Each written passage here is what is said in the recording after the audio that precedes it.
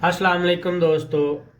आज बड़े crucial topic के लेके आए हैं। ये टॉपिक हमारा है सीपीसी की जो लेटेस्ट अमेंडमेंट्स है जिस वक्त जिसको बड़ा डिस्प्यूटेड समझा जा रहा है। जो आजकल बाहर की सारी स्ट्राइक्स हैं वो इसी बेस पे हैं। तो आज हम उनको देखते हैं क्या है कि वो अमेंडमेंट्स हैं कौन सी और उनका क्यों हमने जो है इतना शोर वावेला हमने देखा है। तो उसके अंदर जो अमेंडमेंट्स हैं ये आपके सामने जो सेक्शंस उन्होंने डाले हैं वो सेक्शंस आपके सामने हैं। ये देखिएगा, ये 10 फरवरी 2021 को ये एक पंजाब गैजेट आया जो लाहौर में उसकी जो 10 फरवरी 2021 को ये शाया हुआ। और इसके अंदर ये जो कोड ऑफ सिविल प्रोसीजर 1908 है उसके अंदर अमेंडमेंट्स आई हैं। तो वो अमेंडमेंट्स किन किन सेक्शंस में है वो 3, 6 एंड 26 और 26A, B, C, D ये इन्होंने नए ऐड किए हैं। उनका क्या पर्पस है, क्या मकसद है, इंशाल्लाह आगे चल के देखेंगे। 27 के अंदर भी थोड़ी चेंज है, 27A न्यू है, 33 में भी चेंजिंग्स हैं, 75A नया डाला गया है, 96 टोटल उन्होंने नया कर दिया, उसके अंदर अमेंड कर दिया। और जो सेकंड अपील थी 100 टू 101, 102, 102 एंड 103 इन्होंने टोटल ओमिट कर दिए। 1011 लाइक 111 ये भी उन्होंने ओमिट कर दिया, इसके अंदर थोड़ी चेंजिंग है। 115 में भी चेंजिंग्स आ गई, 141 में भी चेंजिंग है, 159 नया ऐड कर दिया क्योंकि पहले टोटल सेक्शन 158 थे, अब उन्होंने इसको नया ऐड कर दिया। चलो अब हम देखते हैं कि ये अमेंडमेंट्स हैं क्या और इनके पर्पस क्या हैं। मेरे मुताबिक बड़ी खूबसूरत अमेंडमेंट्स हैं क्योंकि हमारे जितना भी प्रोसीजर था वो बड़ा शॉर्ट हो जाता था, लेकिन खैर वो अपनी अपनी राय है, उस राय के मुताबिक चलते हैं। तो ये अमेंडमेंट्स पहले आईसीटी ने भी की और आईसीटी की ये जो थी 2020 में आ गई थी। सेम वही अमेंडमेंट अब इन्होंने यहाँ पे हमारे पंजाब में भी कर दी है। तो वो अमेंडमेंट्स हम देखते हैं कि वो देखिएगा। पहले जो अमेंड नहीं था सेक्शन 3, ये है जी सेक्शन 3, ये आपके सामने सेक्शन 3 है जो कि मैं अगर दिखा सकूं तो ये है जी सेक्शन 3 आपका, ये सबऑर्डिनेशन ऑफ कोर्ट्स। तो ये सबऑर्डिनेशन में 2018 में भी अमेंडमेंट आई पहले, और उसके अंदर ये देखिएगा इसके अंदर लिखा हुआ है subordination of court for the purpose of this court, the district court is subordinate to high court and every civil court of the grade inferior। अब इन्होंने जब वो अमेंड किया तो पहले यहाँ पे हुआ था स्मॉल कॉजेज कोर्ट्स, अब उन्होंने स्मॉल कॉजेज को 2018 में उन्होंने courts of small claims and minor offences कर दिया था। अगेन अब इसको टोटल उन्होंने चेंज किया। कैसे, यहाँ पे मैं अगर दिखा सकूं, ये सेक्शन 3 के अंदर अमेंडमेंट है। क्या कहता है, उसको टोटल चेंज कर दिया। कहता है for the purposes of this code the hierarchy and subordination of court civil courts shall be the same as prescribed the Punjab Civil Code Ordinance 1962। अब देखिए ये सेक्शन 3 के अंदर उन्होंने जो के वहां पे जो हायरार्की है टोटल की टोटल आपके सेक्शन आपके जो 1962 का सिविल कोड ऑर्डिनेंस है उसके अंदर उन्होंने उसी के मुताबिक इसको टोटल अमेंड कर दिया है। उसके बाद जो अगली अमेंडमेंट है आप देखिएगा 3 के बाद, वो है 6। अब 6 के अंदर क्या क्या अमेंडमेंट्स हैं, क्या कुछ है ये देखिएगा। साथ साथ हम कंपैरिजन भी कर रहे हैं। पिक्यूनरी ज्यूरिसडिक्शन, अब पिक्यूनरी ज्यूरिसडिक्शन के अंदर यहाँ पे सिंपली इतना था कि जैसे के सब्जेक्ट मैटर होगा, पढ़ के देखते हैं। Save in so far as it otherwise expressly provided nothing herein contained shall operate to give any court jurisdiction over suits the amount or value of subject matter of which exceed the pecuniary limits if any of its ordinary jurisdiction। ये section 9 of civil code ordinance है 1962 का। तो यहाँ पे भी उन्होंने total change कर दिया। वो देखते हैं चेंज क्या है। तो यहाँ पे सेक्शन 6 है, अगर मैं दिखा सकूं यहाँ पे, इसके अंदर उन्होंने चेंज किया pecuniary jurisdiction. save insofar as provided for the Lahore High Court, Lahore exercising original civil jurisdiction, all civil suits shall be filed in following manners. अब यहां पे उन्होंने टोटल उसी चीज को जो कि section 9 of civil code ordinance था उसके अंदर है उसको रिप्रोड्यूस यहां पे करके उन्होंने बता दिया। क्या बताया? वेयर द अमाउंट और value of subject matter of a suit. अब यहां पे सूट की बात हो रही है। पहले सूट जो हुए करते थे, सूट को अनलिमिटेड, हमने पिक्यूनरी जुरिसडिक्शन जो 2016 के अंदर अमेंडमेंट आई थी, और वो अमेंडमेंट क्या थी वो भी हम साथ साथ देख लेते हैं। वो अमेंडमेंट ये थी 2016 वाली कि आपका जितने भी सिविल जज फर्स्ट क्लास था वो क्या करता था, अनलिमिटेड थी, उसकी अनलिमिटेड जुरिसडिक्शन थी। जितने भी सूट्स, अनलिमिटेड सूट मतलब कितनी मर्जी वैल्यू होती थी वो सिविल जज फर्स्ट क्लास सुन सकता था। फिर सेकंड क्लास की क्या थी वैल्यू, वो थी जी आपका 50 लाख। पहले क्या था, 50 लाख नहीं था, पहले जो 5 लाख तक हुआ करता था 2016 से। उसके बाद जो थर्ड क्लास या क्लास थर्ड जिसको कहा जाता है उसकी 10 लाख थी। मीनिंग देयर बाय कि जो 10 लाख से ज्यादा एक्सीड करता था वो 50 लाख में चला जाता था, और वो कौन से क्लास सुनता था, सेकंड क्लास सिविल जज। और जो 50 लाख से क्रॉस करता था वो फर्स्ट क्लास सुनता था। ये थी पहले की अमेंडमेंट। अब उन्होंने जो चेंज किया 2021 10th of February को, वो कहता है क्या, where the amount or value of subject matter of a suit is below rupee 50 million, 50 million but 5 crore, the suit shall be filed in the court of civil judge as may be prescribed by the high court। ये high court के notification के मुताबिक। And अगर उसने कहा where the amount or value of subject matter of suit is above rupee 50 million, the suit shall be filed in the court of district judge। पहले appeals district जज के पास जाती थी, सूट डिस्ट्रिक्ट जज के पास कभी भी नहीं जाता था, जिसको डिस्ट्रिक्ट एंड सेशन जज, डिस्ट्रिक्ट जज तब होता है जबकि हमारे सिविल जो जितने भी मैटर्स को डील करता है देन वो डिस्ट्रिक्ट जज होता है। कि ये डिस्ट्रिक्ट जज के पास पहले ऐसा नहीं था। पहले मैंने बताया कि जितनी भी 50 लाख से एक्सीड करती तो फर्स्ट क्लास सिविल जज सुनता था। अब उन्होंने क्या कर दिया कि जितनी भी 50 मिलियन 5 करोड़ से एक्सीड करेगी वो कौन सुनेगा, डिस्ट्रिक्ट जज। मीनिंग देयर बाय सिविल जज जो पहला सूट होगा आपका वो कहां जाएगा, 5 करोड़ से ज्यादा अमाउंट का वो डिस्ट्रिक्ट जज के पास सिविल सूट जाएगा और वो सुनेगा। ठीक हो गया। ये थी हमारी पिक्यूनरी जुरिसडिक्शन के अंदर। अब नेक्स्ट जो सेक्शन 26 सेक्शन के अंदर अमेंडमेंट हुई। पहले इंस्टीट्यूशन ऑफ सूट, मेरे पहले लेक्चर जो यूट्यूब पे है उसके मुताबिक हमने पढ़ा हुआ है कि सूट फाइलिंग कैसे होती है। तो उसके अंदर सेक्शन 6 के अंदर जस्ट इतना लिखा गया था कि इंस्टीट्यूशन ऑफ सूट जो है वो किस तरह फाइल होगा, किस इंस्टीट्यूट होगा, वो सारे मैनर्स बता दिए गए थे जैसे ऑर्डर 4 के अंदर।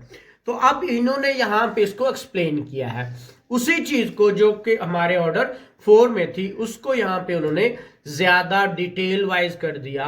क्या कहता है, पढ़ लेते हैं।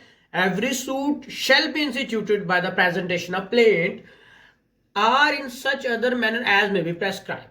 देखिएगा बहुत सारे सूट अब प्लेंट की सूरत में है, या जिस तरह आज हाई कोर्ट अगर कोई कर दे, अमेंड कर दे, हाई कोर्ट कोई तरीकाकार बता दे तो उस तरह होगा। खैर वापस उसके बाद on presentation of plaint it shall be the duty of court to prima facie. Prima facie पहले देखते हुए जो बादियो नजर हम कहते हैं, सेटिस्फाई इटसेल्फ ऑफ ज्यूरिसडिक्शन। सबसे पहली बात जो देखेगा, हमने देखा था 711 के अंदर भी अगर हम जुरिसडिक्शन का कुछ देते थे तो वो दूसरी पार्टी आके देखती थी। हालांकि ये पहले भी कोर्ट की ही ड्यूटी थी कि उसको देखना, लेकिन अब उनको स्पेसिफिकली बता दिया गया क्या, satisfy self of jurisdiction. Cause of action and limitation, ये 3 काम करने उसने। क्या? Satisfaction itself of jurisdiction, number 2 cause of action, and number 3 limitation. क्या ये दावा जो दायर किया गया ये विद इन जुरिस्डिक्शन है उस कोर्ट की? क्या इसका कॉज ऑफ एक्शन बनता है? कॉज ऑफ एक्शन वजह आना, एंड लिमिटेशन आया कि ये सूट विद इन लिमिटेशन है या बार बार लिमिटेशन है। ये सबसे पहले प्लेंट आते ही देखेंगे। जैसे हम हाई कोर्ट में जाते हैं, सबसे पहले यही चीजें देखकर फिर वो आगे फॉरवर्ड करते हैं। Next, provided that if the court does not satisfy itself it shall be bound to record reason for doing so. अगर कोर्ट इस चीज को नहीं देखता और उसको सेटिस्फाई नहीं करता तो फिर वो बताएगा क्यों नहीं किया उसने खुद को satisfy. Next, the plaintiff shell at the time file as many copies of plaint and accompanying document as there are defendant to the suit to be sent along with the summons and 2 extra copies of the entire set। अब यहां पे देखिए पहले भी जो amendment आई थी उसके अंदर भी इन्होंने ऑर्डर जो है 5 के अंदर अमेंड किया था, और आज भी इन्होंने जो आईसीटी में भी सेम यही था जो हमारे कैपिटल टेरिटरी की आई थी कि अब क्या हो गया कि जितना प्लेंटिफ ने डिफेंडेंट्स बनाए हैं उन डिफेंडेंट्स के मुताबिक 10 डिफेंडेंट है तो 10 कॉपीज, और इससे ज्यादा है तो मीनिंग देयर बाय जितने डिफेंडेंट है उतनी कॉपीज एक्स्ट्रा, और उसके साथ समन्स भी उतने लगाने हैं। मैं पहले भी बताता होता हूं हमारे यहाँ जो शॉर्टकट चलता था कि समन साथ नहीं लगाते थे, समन हमेशा साथ लगते हैं। मेरी इस वीडियो यूट्यूब पे है कि समन और नोटिस में क्या फर्क है, तो समन हमेशा सूट के साथ लगाए जाते हैं और उसके साथ उतनी ही कॉपीज जितने डिफेंडेंट से लगाकर, उसके अलावा 2 extra copies of entire set, पूरे सेट की 2 एक्स्ट्रा कॉपीज भी देनी है ताकि क्या हो जाए, उसको साथ में लेकर चला जाए, जो कि कोर्ट के अंदर चला जाए। Next, it shall be duty of court to maintain electronic record of the proceeding in suit as may be prescribed। तो ये पहले भी हमारे यहाँ कंप्यूटर सिस्टम कर दिया गया था, उन्होंने इसको मजीद यही किया कि इसके अंदर देख लिया कि जितने भी सूट आते हैं उसका एक कंप्यूटराइज इलेक्ट्रॉनिक रिकॉर्ड बनाया जाता है कि ये बंदे ने दावा दायर किया है। फिर एक्सप्लेनेशन के अंदर क्या कहता है, for purpose of this section suits, अब सूट्स का लफ्ज यूज किया, उसके अंदर शामिल क्या क्या है, any proceeding in application, appeal, review, revision or any incidental thereto, anything incidental मतलब कुछ भी हो सकता है, तो ये सारी चीजें सूट के अंदर है। जब भी ऐसा कुछ करेंगे, अपील आएगी, रिव्यू आएगा, रिवीजन आएगा, या कोई भी दरखास्त देते हैं तो इसी प्रोसीजर के तहत देंगे जो कि उसने बता दिया यहाँ पे। चलो नेक्स्ट चलते हैं। इसी तरह जो सेक्शन 20, इससे पहले वाला देखिएगा, मैं आपको दिखा दूं 26 क्या था। तो वो 26 जनाब अभी ये था कि ये आ गया, जस्ट ये था कि institution of suit, every suit shall be instituted presentation plan on such manner as may be prescribed. अब उन्होंने इसको चेंज कर दिया। उसके बाद जो अब हुआ वो 26A, B, C, D डाल दिया गया। अब ए क्या है, पहले सिर्फ ऑर्डर में हुआ करता था रिटर्न स्टेटमेंट, ऑर्डर 7 आपका और ऑर्डर 8 आपका रिटर्न स्टेटमेंट को डील करता था, 7 इंस्टीट्यूशन आपका प्लेंट को। तो अब प्लेंट इन्होंने इधर ही डाल दी। अब उन्होंने यहाँ पे रिटर्न स्टेटमेंट का कहा, और रिटर्न स्टेटमेंट को क्या कहता है, the defendant shall file return statement not later than 30 days from the date of service. Service में जब समन पहुंच गए, समन उसको मिल गए, तो देन समन्स के बाद 30 डेज के अंदर अंदर डिफेंडेंट ने रिटर्न स्टेटमेंट क्या करनी है, फाइल करनी है। और मैंने फाइलिंग और इंस्टीट्यूशन में भी फर्क बताया था कि वही। अब इसके साथ क्या लगना है और क्या होना है वो प्रोवाइजर बताता है, provided that if the defendant fails to file written statement on the date fixed, the court may grant an opportunity to file the same not later than 15 days subject to payment of adjournment cost। मतलब अब again अगर 15 उसमें नहीं आता 30 days में तो मजीद उसको 15 days दिए जाते हैं, लेकिन किस तरह, विद कॉस्ट। ताकि ये जुर्माना पे करके 15 दिन मजीद कोर्ट उसको दे देगी। Next, provided for that if the defendant fails to file written statement after the opportunity given under the first provision, मतलब 15 दिन जो दिए थे फिर भी वो जमा नहीं करवाता, then a final opportunity may be given by the court to file the written statement not later than 15 days subject to payment of adjournment cost, after which the defendant shall lose the right of defense and court shall close the right to defend the case। अब जो मजीद ये 15 days दिए गए थे, उन्होंने कहा अगर वो इसमें भी नहीं आता तो मजीद 15 दिन दे दे, और ये फाइनल अपॉर्चुनिटी होगी। अगर इसमें भी नहीं आता तो कोर्ट क्या करेगा, उसका डिफेंस का राइट क्लोज कर देगा और दोबारा वो केस को नहीं कर सकता, डिफेंडर नहीं कर सकता। नेक्स्ट, इसी में प्रोवाइजो, यही सारा कुछ पहले ऑर्डर 8 में था। Provided also that the written statement may be allowed by the court to be filed upon payment of cost to be determined by it if the defendant through an application supported by affidavit। तो ये वही बात है कि court उसको allow करेगी payment of cost के लिए, अगर कोर्ट उसको करती है, और अगर उसने एफिडेविट दे दिया, किसका एप्लीकेशन देगा, किसका रिटन स्टेटमेंट फाइल करने का, कोर्ट फिर भी उसको क्या कर सकती है, इजाजत दे सकती है। लेकिन अगर वो दरखास्त दे के साथ एफिडेविट लगा दे और कोर्ट को सेटिस्फाई करे the court that he had just and sufficient cause, जैसे हम लिमिटेशन की बात भी करते हैं यहाँ पे भी कि मैं क्यों नहीं पेश कर सका वो जो रिटन स्टेटमेंट थी, तो अब इसके अंदर भी वही कह रहा है कि अगर वो एप्लीकेशन ले आए, ये बात कर रहा है कि अगर राइट क्लोज हो भी गया तो देन वो एप्लीकेशन ले आया और एप्लीकेशन के साथ एफिडेविट दे दिया और फिर वो रीजन दे दिया कि सफिशिएंट रीजन थी, तो कोर्ट उसके रीजन रिकॉर्ड करते हुए उसको अपॉर्चुनिटी दे सकता है। Next, the defendant shall file proposed issue along with the written statement. अब यहां पे ये भी अमेंडमेंट आई कि जैसे ही रिटन स्टेटमेंट आएगी, डिफेंडेंट ने साथ ही प्रपोज्ड इश्यूज देने हैं, जो कि इश्यूज पहले हमारे यहां इशू पर फ्रेम कहां पे होते थे, ऑर्डर 14 में, तो यहां पे उसने लिख दिया कि प्रपोज्ड इश्यूज रिटन स्टेटमेंट के साथ ही देगा। Provided that if no issues are proposed by the defendant, अगर डिफेंडेंट ने इशू प्रपोज नहीं किए, the court shall permit the defendant to file propose issue not later than 7 days.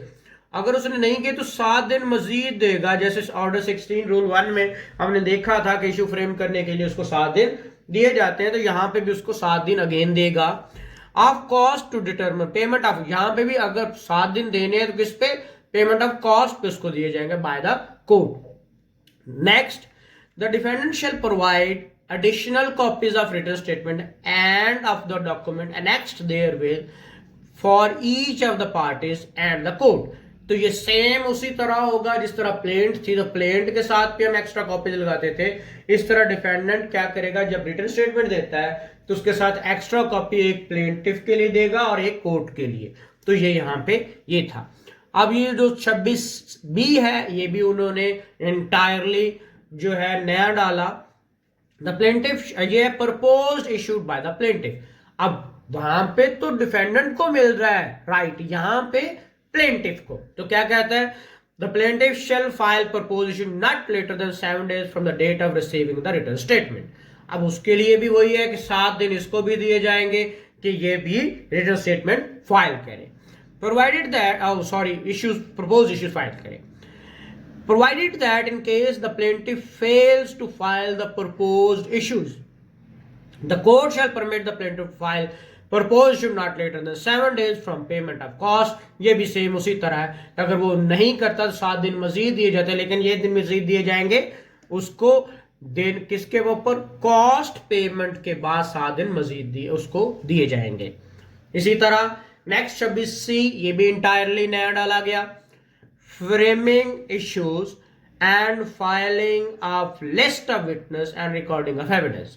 तो ये 16(1) में मैंने जैसे पहले बताया कि लिस्ट ऑफ विटनेस देने के लिए 7 दिन दिए जाते हैं, तो अब यहाँ पे भी जब इशू फ्रेम हो जाते हैं तो फिर उसके लिए क्या दिया जाता है, एक इशू फ्रेम करने के बाद लिस्ट ऑफ विटनेस देने के लिए और रिकॉर्डिंग एविडेंस के लिए time not later than 90 days of institution of suit.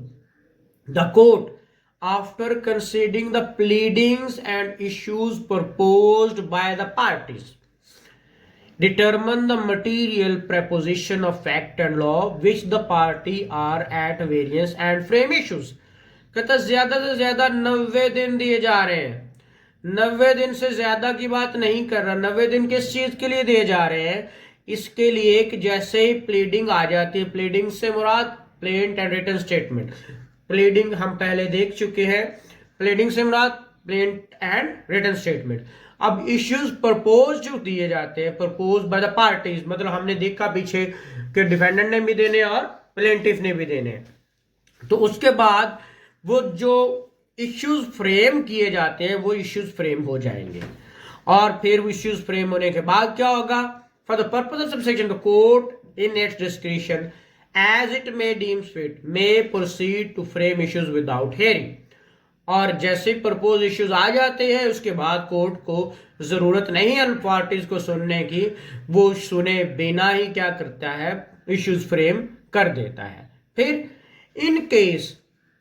in case issues are framed without hearing, any party not later than 7 days of the framing of issues may file an application seeking modification of issues, which application shall be decided within 15 days।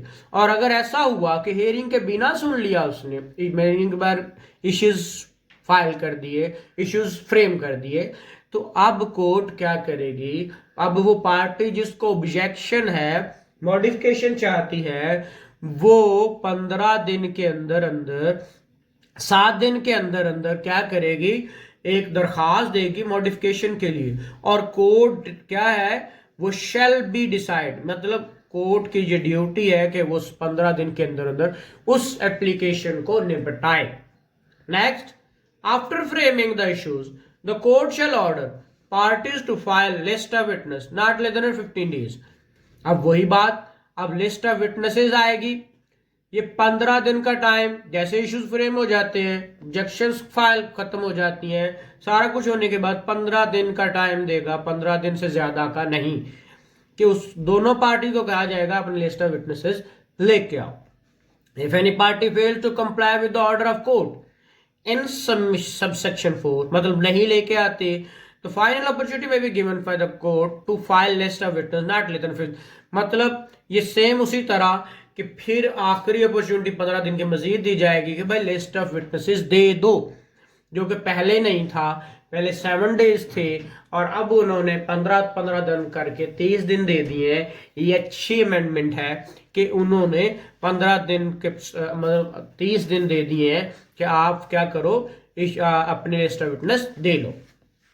फिर immediately upon framing of issues and filing of list of witnesses, the court shall direct recording of evidence through commission in prescribed manner। तो ये commission जो हमने देखा था section 75, अब उन्होंने कहा कि ये फौरन जैसे इशू फ्रेम हो जाते हैं, लिस्ट ऑफ विटनेसेस आ जाती है, तो कोर्ट डायरेक्ट करेगा एविडेंस रिकॉर्ड करने के लिए, और थ्रू कमीशन, लोकल कमीशन जो कोर्ट कमीशन होता है उसके थ्रू। फिर for the purpose of subsection 6, the section of the court shall, the section of this section, the court shall appoint a commission from a list of approved panel। अब ये जिस तरह panel भेजे जाते हैं, पैनल बनाए जाते हैं, ये लोग होंगे, वो कला हजरा वो बनते हैं कमीशन, तो उसमें से किसी एक बंदे को अपॉइंट किया जाता है, किसके लिए? कमीशन के लिए। एंड comprising advocate जो लिस्ट होगी, and retired judges maintained by the court in the prescribed manner, और such fee and terms condition as, तो वो उसके मुताबिक उसको फी भी डिटरमिन होगी और कंडीशंस भी। तो वो जो लिस्ट होती है कमीशन की एडवोकेट्स या रिटायर्ड जजेस पे मुश्तमिल होती है, तो उसके उनमें से किसी एक को कमीशन बनाया जाता है। Next, the party shall file affidavit as evidence of their respective witnesses. पहले ऐसा नहीं होता था, अब उन्होंने ये कर दिया, before the commission which shall be construed to be examination in chief. पहले सिर्फ स्पेशल जितने भी केसेस थे, लाइक आपने फैमिली केसेस के अंदर एफिडेविट के थ्रू एविडेंस आती थी, अब उन्होंने सिविल केसेस में भी यही कर दिया, जो चीफ है वो एफिडेविट के जरिए भी आप दे सकते हैं। तो ये भी बड़ा अच्छा है, वेस्टेज ऑफ टाइम जो है वो खत्म हो जाता है। आप अपने जो जितने भी एग्जामिनेशन इन चीफ है वो आप थ्रू क्या कर सकते हैं, एफिडेविट दे सकते हैं।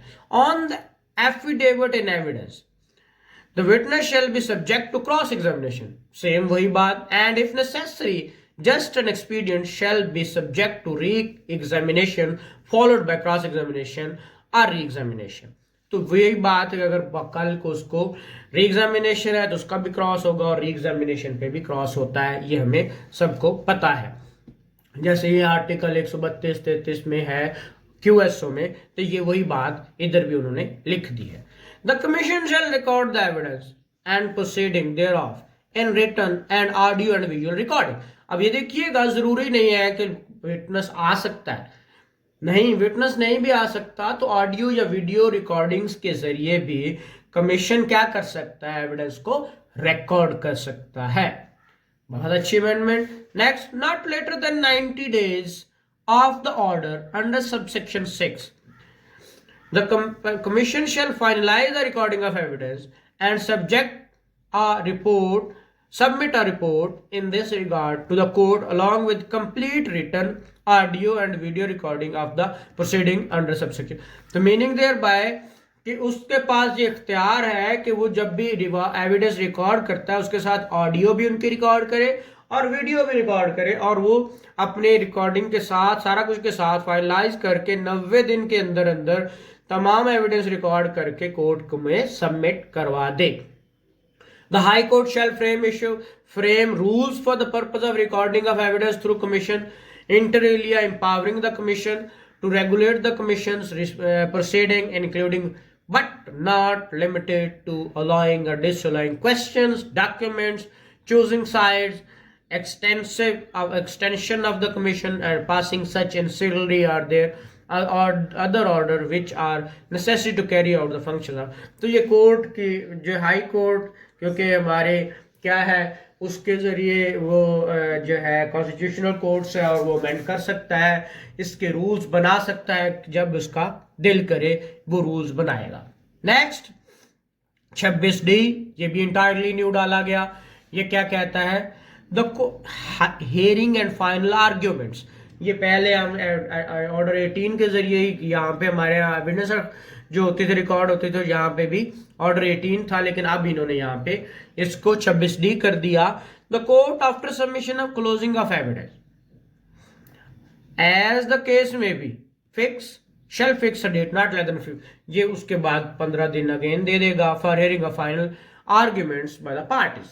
The court may require the party to file their written argument in addition to oral arguments।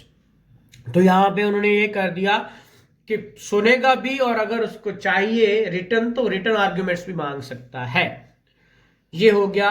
अब 27 सेक्शन पहले था समन टू डिफेंडेंट, अब यहां पे उसके अंदर सिर्फ उन्होंने आफ्टर द वर्ड क्लेम, उन्होंने यहां पे जो वर्ड यहां पे क्लेम है उसको क्या किया, ये देखिएगा, where a suit has been duly instituted a summon may be instead of defendant to appear the answer the claim and may be served in manner prescribe. अब समन हमारे ऑर्डर 5 के तहत थे, लेकिन यहां पे उन्होंने सिर्फ एक चेंज किया, in this act in the section after the word claim. देखिएगा यहां पे क्लेम वर्ड है, ये क्लेम, क्लेम के बाद उन्होंने क्या किया, सिर्फ the word not later than 15 days। अब ये क्लेम आंसर करेगा 15 दिन से ज्यादा के लिए नहीं। तो मीनिंग देयर बाय यहां पे उन्होंने डिफेंडेंट इसके सिर्फ चेंज किया 15 दिन। अब 27 के बाद 27A जो नई अमेंडमेंट उन्होंने किया वो क्या किया, process of summon to be simultaneous. अब ये 27A है, summon shall be sent simultaneously, मतलब एक साथ, unless otherwise order by court to the defendant by the registered post acknowledgement due. अब देखिए रजिस्टर्ड पोस्ट हमने पहले उधर 10 और 10A जो ऑर्डर 5 का था, acknowledgement due and another copy of the summon by courier service order courier service signed and sealed in the manner prescribed or as the court may determine by urgent mail service of Pakistan post and cost of the plaintiff. तो ये at the cost of the plaintiff मतलब पहले हम जितने भी थे cases, जितने भी वो थे आपके फैमिली केसेस, उसमें भी यही था कि सारे प्रोसेस इकट्ठे ही सर्विस इस्तेमाल कर लेता था।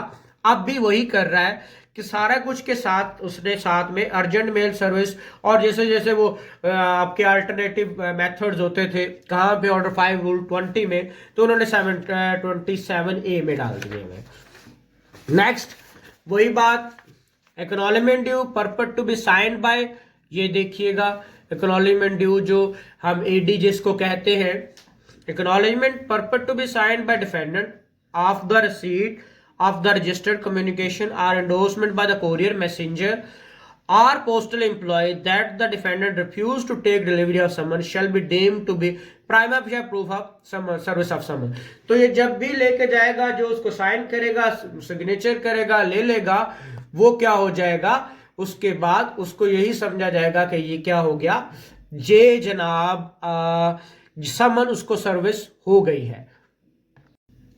अच्छा नेक्स्ट देखिए section subsection 3, simultaneously the court shall order service by. जिस तरह हमने उधर भी यही पढ़ते हैं ऑर्डर 5 रूल 20 में, तो यहाँ पे भी 27A के अंदर भी सारा वही बता रहा है। अगर वो पहले एडी और कोरियर सर्विस जो है वो यूएमएस जैसे अर्जेंट मेल सर्विस कहते हैं, वो करने के बाद अगर फिर भी कोर्ट चाहे तो वो affixation of copy of summon at some conspicuous part of the house, if any, in the case of defendant is known to have last resided or carried on business or personally work for gain, मतलब जिसको हम कहते हैं चस्पांदगी। Fixing a copy मतलब चस्पांदगी। ये चस्पांदगी उधर हमारे order 5 rule 20 में था और यहाँ पे इसके अंदर उन्होंने 27A के अंदर ही दे दिया। इसी तरह any modern device including electronic device of communication which may include mobile, telephone, telegram, phonogram, telex, fax, radio, television etc. in the prescribed manner। और मॉडर्न डिवाइसेस के जरिए भी उसको भेजा जा सकता है, मैसेज भेजो, उसको कॉल करो, कुछ भी करवाया जा सकता है। यूएमएस अर्जेंट मेल सर्विस और पब्लिक कोरियर सर्विस, या कोई भी पब्लिक कोरियर सर्विस है उसके जरिए, जैसे हमारे यहाँ टीसीएस या हमारा वैसे पब्लिक तो यहाँ पे एक ही है, पोस्ट ऑफिस ही है, तो उसके जरिए। और बीट ऑफ ड्रम, जिसे वो ड्रम बजाकर भी उनको बताया जा सकता है। Beat of drum in the locality where the defendant resides, announcement through mosque, temple, community centre etcetera, ये अनाउंस भी किया जा सकता है कि फलां के यहाँ समन आया है, फलां को बुलावा आया है। Publication in press in the prescribed manner, जिसे अखबार इश्तिहार कहते हैं, ये भी साथ कर सकते हैं।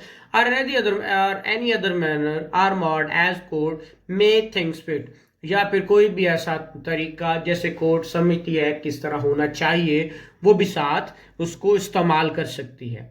फिर provided that the court may order the use of all or any of the aforesaid manners, the modes of service simultaneously, court के पास इख्तियार है कि वो किसी भी कोर्ट सारे भी इकट्ठे भी का इस्तेमाल करवा सकती है, कोई एक भी। इसी तरह यहाँ पे if the defendant fails to appear, the court may direct service again by any of mod mentioned subsection 3 to appear a defendant not later। अब 7 दिन की फिर डेट डाल के उसी तरह सारे भी मॉड इस्तेमाल कर सकती है या कोई एक मॉड भी इस्तेमाल कर सकती है। ये बहुत अच्छी हमारे यहाँ आया कि पहले बैलफ की रिपोर्ट यहाँ बैठे ही करवा ली जाती थी, बैलफ जाता ही नहीं था और सर्विस प्रोसेस सर्वर जाता ही नहीं था, तामील कुनिंदा जाया ही नहीं करता था और रिपोर्ट दे देता था। अब उन्होंने क्या किया कि लोकेशन ऑफ बैलफ और प्रोसेस सर्वर, जो उसकी लोकेशन है, by serving the summons shall be monitored by modern devices, उसको भी मॉनिटर किया जाएगा कि आया कि वहां पे गया कि नहीं गया। In manner prescribed and a photograph shall be taken of the defendant और द प्रेमिसेस और the person accepting summon on behalf of the defendant and be made part of the record as a proof of delivery. तो यहाँ पे वो कह रहा है पहली बात लोकेशन, दूसरी बात उसको कहा गया है कि जाके प्रेमिसेस की भी तस्वीर लो और डिफेंडेंट की जिसने रिसीव किया उसकी भी तस्वीर लो और वापस आके कोर्ट के रिकॉर्ड का एक मैं डिलीवर कर रहा हूं एक प्रूफ साथ लगाए। तो अब ये कर दिया है, पहले ये नहीं हुआ करता था, अब इन्होंने ये फोटोग्राफ और लोकेशन मॉनिटरिंग का कर दिया गया। अब जो नेक्स्ट है जो सेक्शन 33, पहले 33 जो था वो जजमेंट एंड डिक्री था, लेकिन अब जो 33 उसने डाला है उसके अंदर देखिएगा जजमेंट एंड डिक्री पहले अमेंडमेंट से पहले यही था, the court after the case has been heard shall pronounce judgment and on such judgment में डिग्री एज फॉलोज। तो ये उन्होंने सब्स्टिट्यूट कर दिया, कब, जब ये उन्होंने क्या किया, एक अमेंड किया था 18 में, उन्होंने कहा था maximum pronounce judgment maximum 15 days and such judgment, लेकिन अब जो चेंज किया उन्होंने वो किया है the court after the case has been heard shall pronounce judgment within 90 days of the final hearing. अब यहां पे क्या कह रहा है, 90 days of the final hearing and on such judgment a decree shall follow. ठीक है, तो अब उन्होंने पहले जो पिछली 2018 की अमेंडमेंट की उसके अंदर उन्होंने 15 दिन दिए थे, लेकिन अब उन्होंने 90 दिन दिए हैं, जब कब shall pronounce within 90 days of final hearing on such judgment decree as follows. तो उसके बाद 75 था, 75 क्या था जो कमीशन वाला, 75 के बाद 75A उन्होंने इंक्लूड किया है। बहुत अच्छी अमेंडमेंट। क्या कहता है, स्पॉट चेक। स्पॉट चेक मतलब मौके पे जाके देखना। अब ये पहले लोकल कमीशन के जरिए होता था, अब उन्होंने लोकल कमीशन को मना कर दिया। अब कहता है खुद जाएगा court, presiding officer of the court. कैसे पढ़ते हैं, in order to further the primary object for mention in sub clause 4 आगे आएगा of subsection section 1 in any proceeding in a suit the presiding officer of court in its discretion may on his own or at the application of any of party, या खुद या किसी ने apply भी कर दिया at any stage, किसी भी वक्त में कैरी आउट स्पॉट चेक, वो स्पॉट चेक करने के लिए जा सकता है। उसको क्या करेगा, including inspection of document, inspection करने के लिए, एंड प्रेमिसेस या किसी उस बिल्डिंग को प्रेमिसेस को देखने के लिए, इन ऑर्डर टू असर्टेन क्या करने के लिए, इश्यूज ऑफ पार्टीशन तकसीम के लिए, डिमार्केशन उसकी डिमार्केशन करने के लिए, पोजेशन स्टेट ऑफ कंस्ट्रक्शन क्या वो कंस्ट्रक्टेड है नॉट कंस्ट्रक्टेड है किस हालत में है, and anything incidental ancillary thereto. तो वो कोर्ट खुद जाके चेक कर सकती है किसी भी वक्त, खुद भी, या क्या उसके अंदर डिस्क्रिशनरी है या किसी पार्टी ने कह दिया चेक करो जनाब, तो वो भी जा सकती है। For explanation number 1, for purpose of this section spot check may be carried out after passing of degree, degree pass होने के बाद भी किया जा सकता है, to ensure that order of court may be implemented as degree। जैसे degree किया गया क्या इस पे इंप्लीमेंट भी हो गया या नहीं हुआ। फिर for purpose of this subsection a spot check conducted by the presiding officer of court should not be construed to be inspection through the appointment of commission। वो कमीशन के जरिए वाली स्पॉट चेक नहीं होगा, ये खुद प्रिजाइडिंग ऑफिसर कोर्ट जो court है वो खुद जाके उसको चेक करेगा। The court may call for the evidence of any personal document eight the spot, और द स्पॉट जाके किसी भी बंदे को बुलवा सकता है और किसी डॉक्यूमेंट को चेक भी कर सकता है। नेक्स्ट एक्सप्लेनेशन है, for the purpose of this section subsection person include parties to the suit. अब पर्सन से मुराद एनी पर्सन उसने ऊपर बोला, तो यहां पे कह रहा है कि वो पार्टीज टू द सूट भी हो सकता है। Individual person at the spot or any individual home the court sorry inspection shall be prepared and signed by the presiding officer of the court.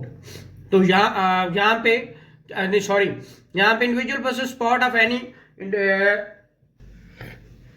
तो यहाँ पे जैसे कि सब for the purpose of this subsection person include parties to the suit, individuals person at the spot and any individual home the court में proper to give evidence of the matter in issue. तो किसी भी बंदे को बुलवा सकता है evidence के लिए, वो कोई भी पर्सन हो सकता है, पार्टी भी हो सकती है या जो ऑन द स्पॉट किसी भी।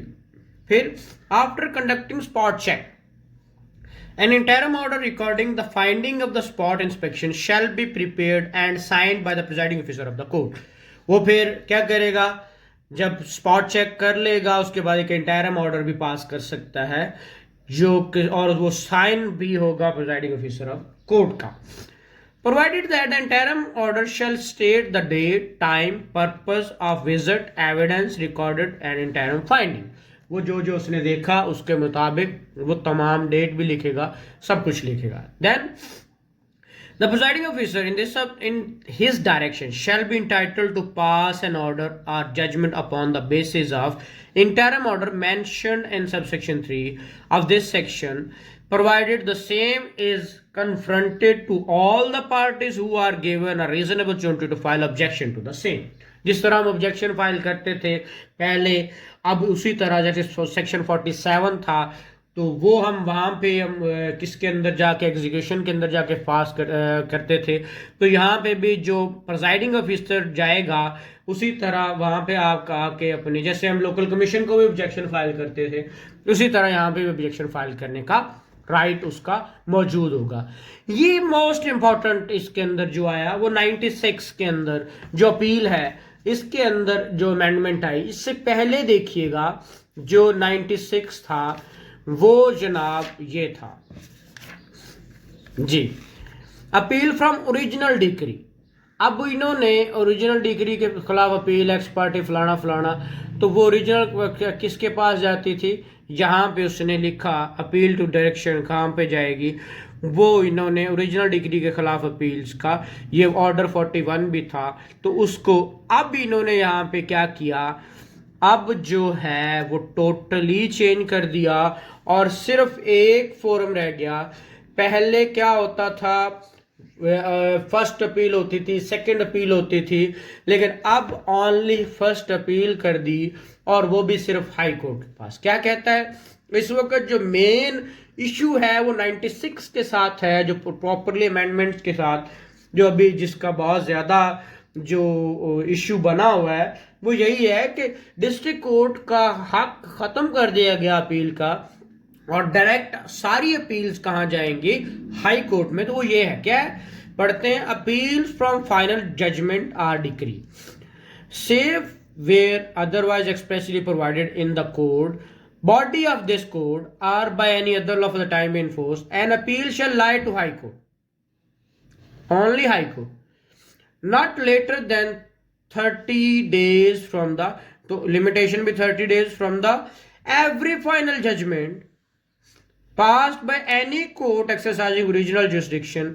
on any question of law or fact erroneously determined by the original court and the high court shall decide the appeal within 90 days।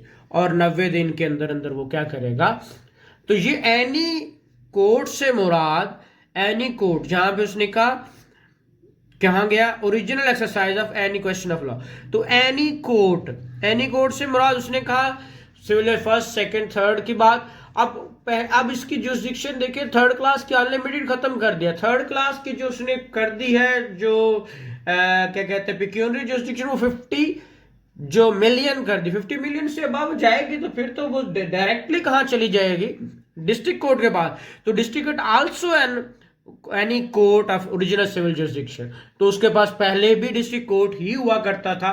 अगर सेक्शन 7 ऑफ 1962 वाला एक्ट जो है वो देखे तो उसके अंदर वही ओरिजिनल जुरिस्डिक्शन थी, तो अब भी वो सिविल जुरिस्डिक्शन ही एक्सरसाइज करेगा। वो पहले भी ओरिजिनल सिविल जुरिस्डिक्शन हमेशा डिस्ट्रिक्ट कोर्ट की ही रही और अब भी डिस्ट्रिक्ट कोर्ट के पास ही रही। अब वहां पे उस डिस्ट्रिक्ट कोर्ट वाली अपील को, अब वहां पहले हम अपील डिस्ट्रिक्ट कोर्ट के पास करते थे, अब अपील नहीं कर पाएंगे।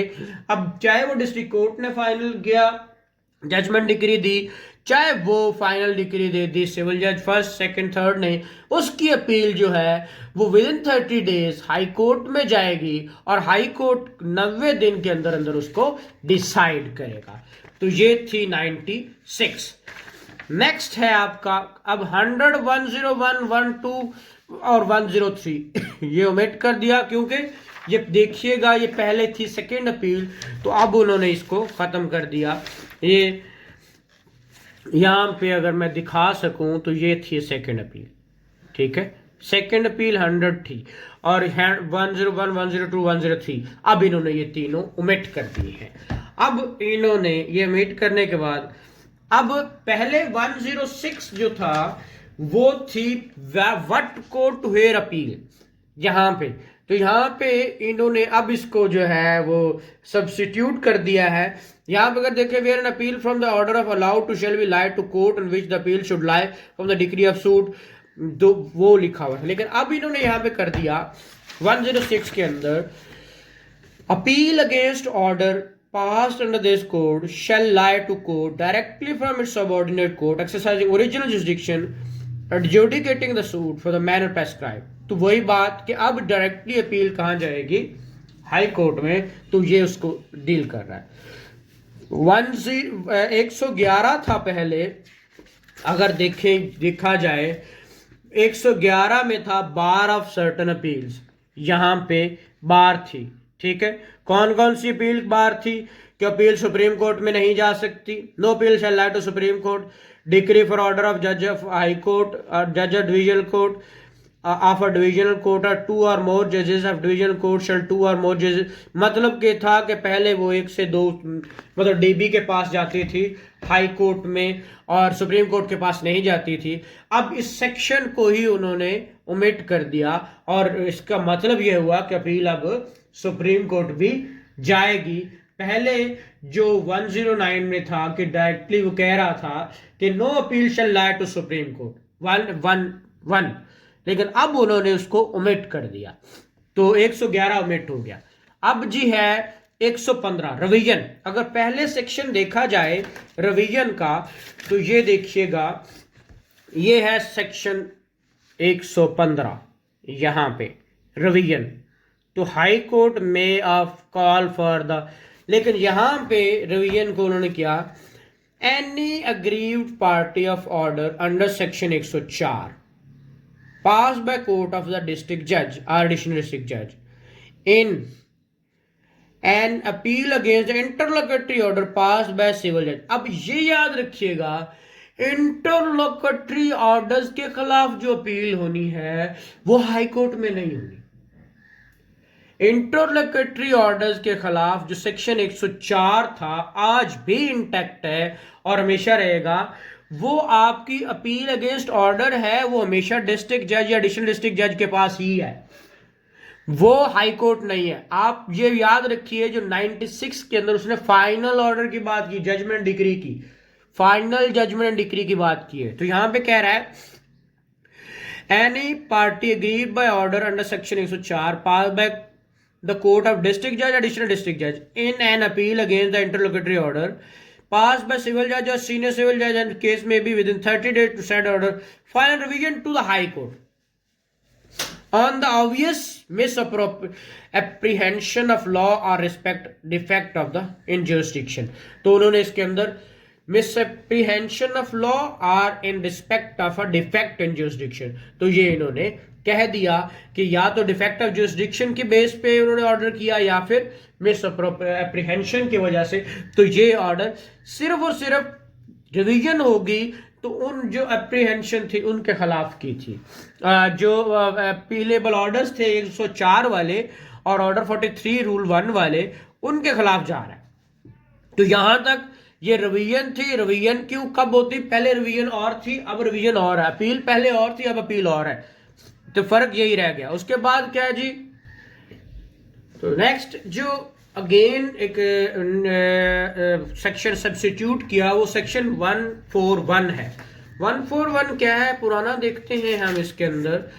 वो है जनाब, ये जी मैं दिखा सकूं तो यहां मिसलिनियस प्रोसीडिंग। अब इसका मतलब the procedure provided in this code in regard to suit shall be followed as far as it can be made applicable in all proceeding in the court of civil jurisdiction। लेकिन अब जो इन्होंने change कर दिया वो ये है, proceeding regarding application of for injunction and other miscellaneous application and issues, जैसे ऑर्डर 39 की बात करते थे। The procedure provided in this code with regard to suit shall be followed as far as it can be made applicable in all proceeding in court civil jurisdiction. All suits in which interlocutory applications have been filed shall have duplicate sets one of which shall be placed in the court hearing the main suit and other shall be placed in the court hearing interlocutory applications। देखिए हमारे पास इस वक्त दो तरह के, क्योंकि इससे पहले भी अमेंडमेंट्स आ चुकी हैं हमारे यहाँ, एडमिनिस्ट्रेटिव कोर्ट्स और जो है आपकी जो कोर्ट्स हैं दोनों कोर्ट्स वो अलग कर दी गई। अब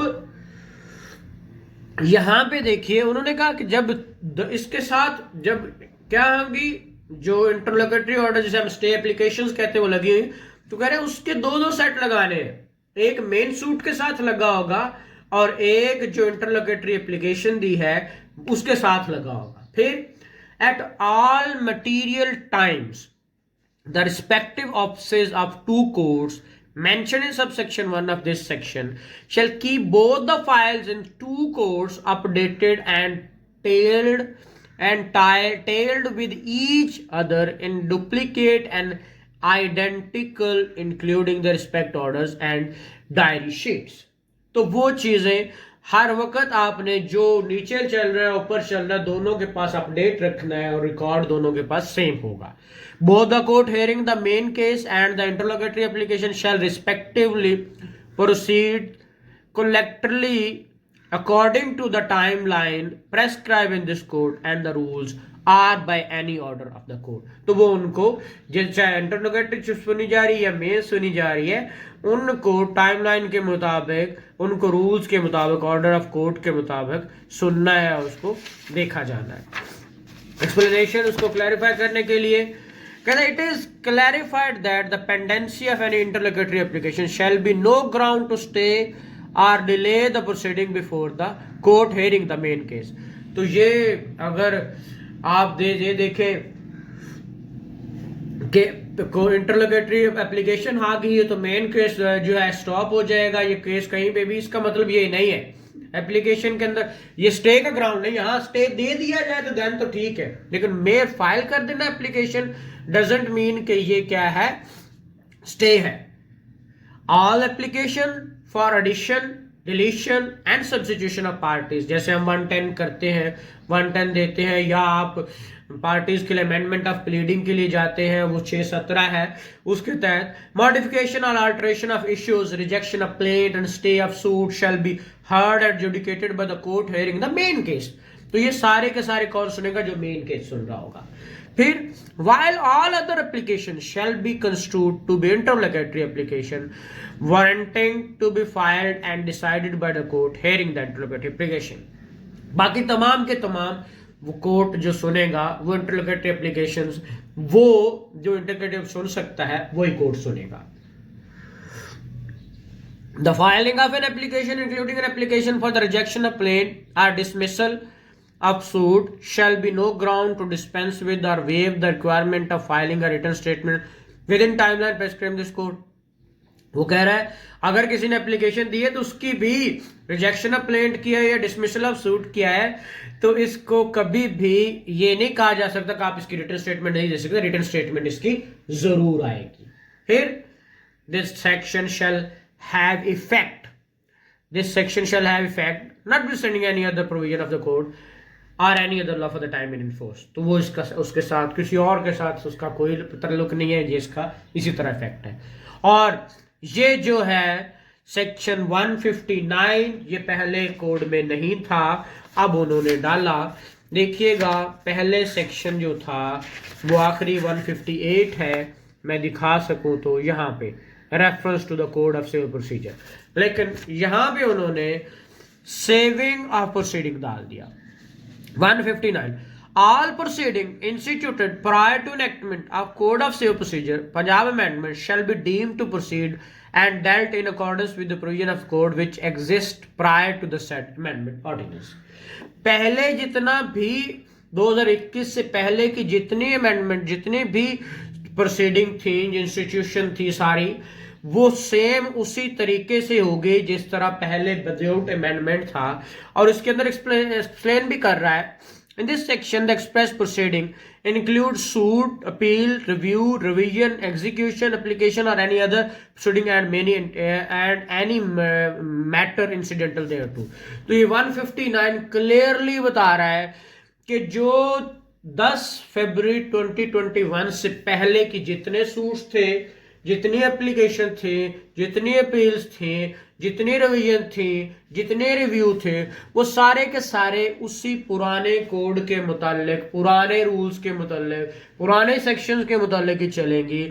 और सिर्फ 10 फरवरी के बाद जो सिचुएशंस हैं, टोटल जो भी कुछ होगा वो इसी लॉ के तहत होगा। अगर पहले हो गया तो वो पहले वाला चलेगा, लेकिन अगर अब होना है तो 10 फरवरी के बाद अब होगा।